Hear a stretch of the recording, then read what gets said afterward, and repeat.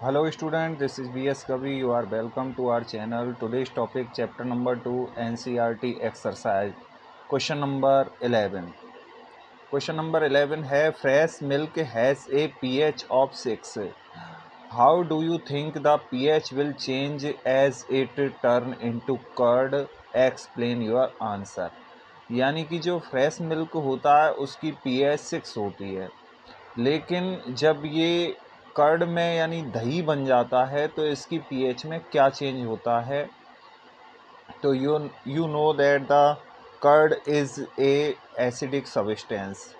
तो जब एसिड होते हैं तो उनकी पीएच यानी कि कम हो जाती है।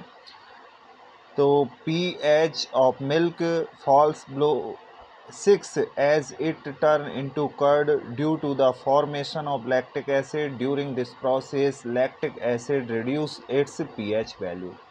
यानी कि जब दही बनता है तो लैक्टिक एसिड बनता है और लैक्टिक एसिड इसकी पीएच को 6 से कम कर देता है। क्वेश्चन नंबर 12 है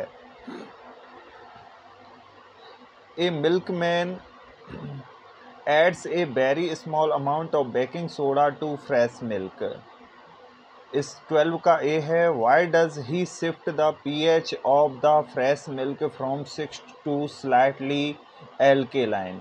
यानी कि जो मिल्कमैन होता है वो मिल्क में pH बेकिंग सोडा मिलाता है उसकी pH को 6 से थोड़ा बढ़ाने के लिए। तो ऐसा क्यों करता है वो?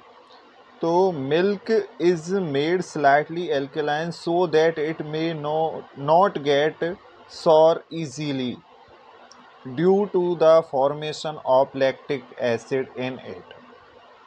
वो ऐसा इसलिए करता है जिससे उसका जो दूध है वो जल्दी ख़राब ना हो, यानी कि आसानी से वो लैक्टिक एसिड उसमें ना बने, इसलिए उसको वो थोड़ा सा एल्केलाइन कर देता है, यानी कि 6 से पीएच को बढ़ा देता है बेकिंग सोडा से, क्योंकि बेकिंग सोडा जो होता है वो एल्केलाइन नेचर का होता है। इसलिए इस 12 का बी है why does this milk take a long time to set as curd. अब ये जो मिल्क है इसको दही बनने में अधिक समय क्यों लगता है? तो पहले तो 6 थी, अब 6 से ज़्यादा कर दिया है पीएच को, तो उसको कम होने में उतना ही ज़्यादा टाइम लगेगा। तो this milk take a long time to set as curd because the lactic acid being form has to first neutralise. अब जो लैक्टिक एसिड बनने के लिए क्या होगा, पहले तो ये न्यूट्रलाइज होगा the alkaline present in it. तो जो एल्केलाइन मिल्क है वो पहले न्यूट्रल होगा, उसके बाद में उसमें लैक्टिक एसिड बनेगा और तब उसका कर्ड बनेगा। क्वेश्चन नंबर 13 है plaster of Paris should be stored in A moisture proof container. Explain.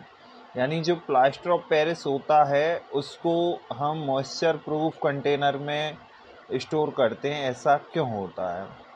ये प्लास्टर ऑफ पेरिस है। Plaster of Paris react with moisture and form gypsum. Gypsum is a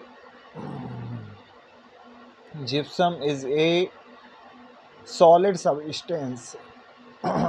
gypsum is a solid substance, therefore the plaster of paris should be stored in a moisture proof container। यानी कि ये जो plaster of Paris है ये जब water से react करता है तो जिप्सम बनता है।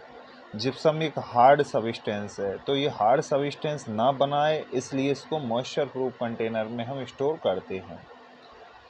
क्वेश्चन नंबर 14 है what is a neutralisation reaction, give 2 examples. Neutralisation reaction क्या होती है, इसके 2 एग्जाम्पल भी हमें बताने हैं।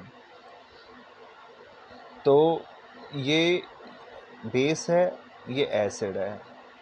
तो the reaction in which strong base and strong acid react and form salt and water, it is called the neutralisation reaction. ये 2 एग्जाम्पल हमने दे दिए। फर्स्ट है NaOH plus HCl is equal to NaCl plus H2O। Second है KOH plus H2SO4 is equal to K2SO4 plus 2H2O। Last question है इस chapter का give two important uses of washing soda and baking soda, यानी washing soda और baking soda के हमें दो दो यूज़ बताने हैं। तो यूज़ ऑफ वॉशिंग सोडा का क्या यूज़ है, तो it is use in glass and soap industries. Second है it is remove hardness of water. Uses of baking soda, making baking powder, यानी बेकिंग सोडा से हम बेकिंग पाउडर बनाते हैं। And it is used in soda acid fire extinguisher, यानी कि आग बुझाने वाला जो यंत्र होता है उसमें भी हम इसका यूज करते हैं। Thanks for watching must sense.